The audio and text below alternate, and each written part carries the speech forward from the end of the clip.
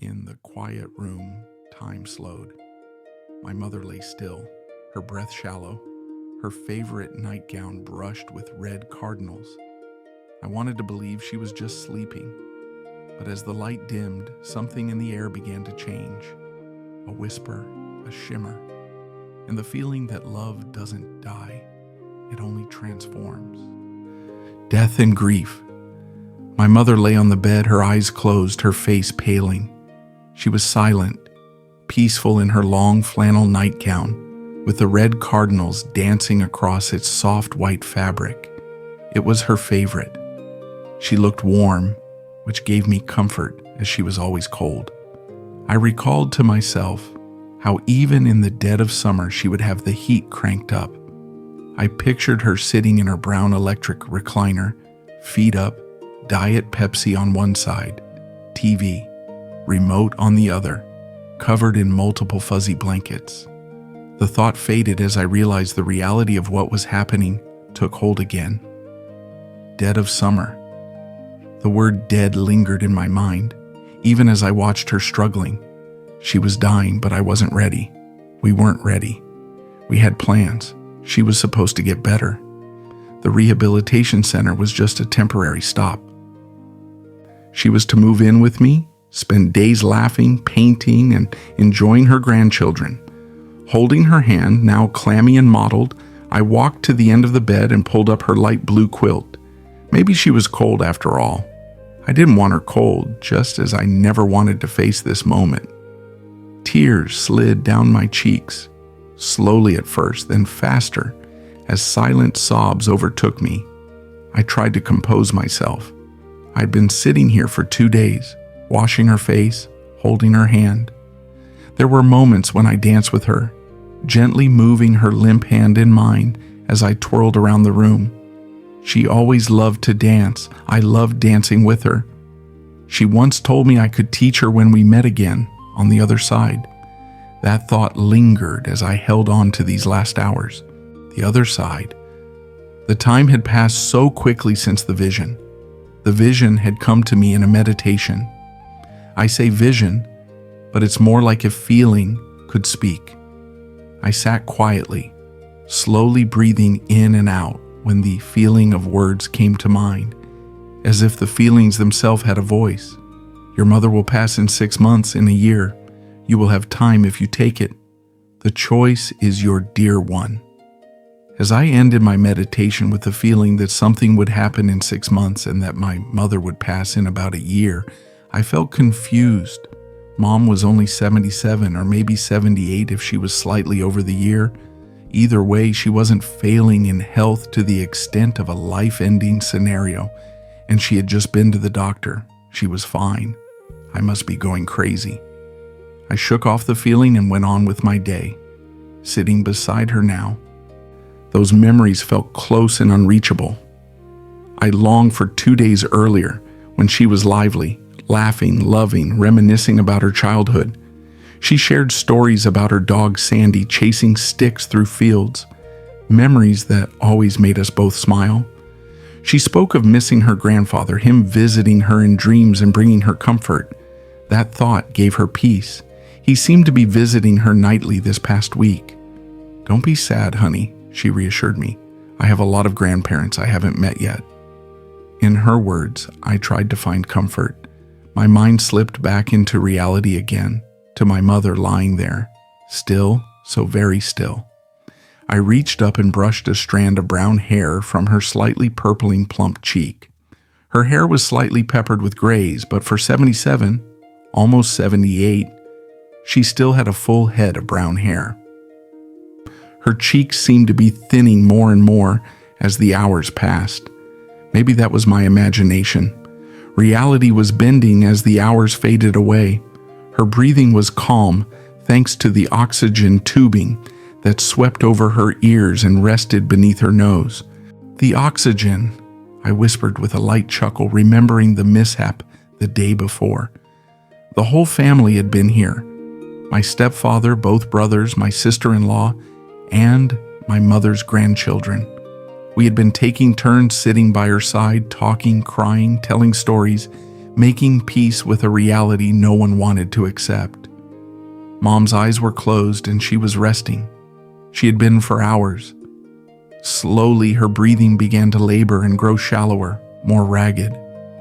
The signs that let one know that the end is nearing. We all sobbed. Some left for home. We were convinced her time was near. Those left comforted Mom, reassuring her of our love and that it would be okay if she let go of this life for the next. Moments later, her nurse entered her room. He was a tall, muscular, handsome man from Guana. His features were gentle and his voice kind. His skin was a deep brown, and he liked to joke that residents had trouble seeing him on his nightly rounds. He's been caring for my mom for months now. Weeks earlier in another hall, and then now here in the room she would never leave. He shared how he often stopped in to see her smile and listen to her laugh, even when she was not on his patient list. She reminded him of his mother, who had passed 2 years prior. He now looked at my mother with deep concern and glared at us with angst that was unfamiliar coming from him. She shouldn't be struggling to breathe. His voice was abrupt. Looking down beside her bed, he notices the issue. When he told us what had happened, we all burst into laughter. Not because what had happened was humorous, but more absurdly ironic. His face now twisting with anger and confusion, I began to explain the inappropriate laughter. My stepfather, blind since his teens, was always knocking over and unplugging my mother's things. It was a frustratingly humorous area for her. Dang it, he spilled my pop. Or, Dad accidentally unplugged my chair again. I can't get out, she would call out. Then she would begin whispering under her breath how she wished he wouldn't be so stubborn and he would use his cane in the house. She was never really angry. Apparently, Dad had done it again. He sat down, pushed his chair back, and entangled the oxygen tubing that had overflowed off the side of the bed and onto the floor. As he slid his chair, he unknowingly yanked the tubing from the tank. In our grief, we mistook the moment for a sign of the end. Really, it was just another comical, albeit dark misadventure of my stepfather. Strange the things we laugh at when faced with grief. Now the family had all gone home and I was alone, refusing to leave the woman who knew me best and loved me anyway. Just me and Mom, my best friend, my protector, my source of artistic exploration, and my many hours of undeniable laughter. There she was lying there waiting silently for her body to say, "Enough's enough," even though her mind had wanted so badly to stay. The past 6 months had become a sequence of fatal diagnoses. Each time doctors would say, "We'll have to wait and see." Still, she kept fighting, giving us more days to laugh, cry, and speak every thought. Remembering my earlier vision, I realized it had come true.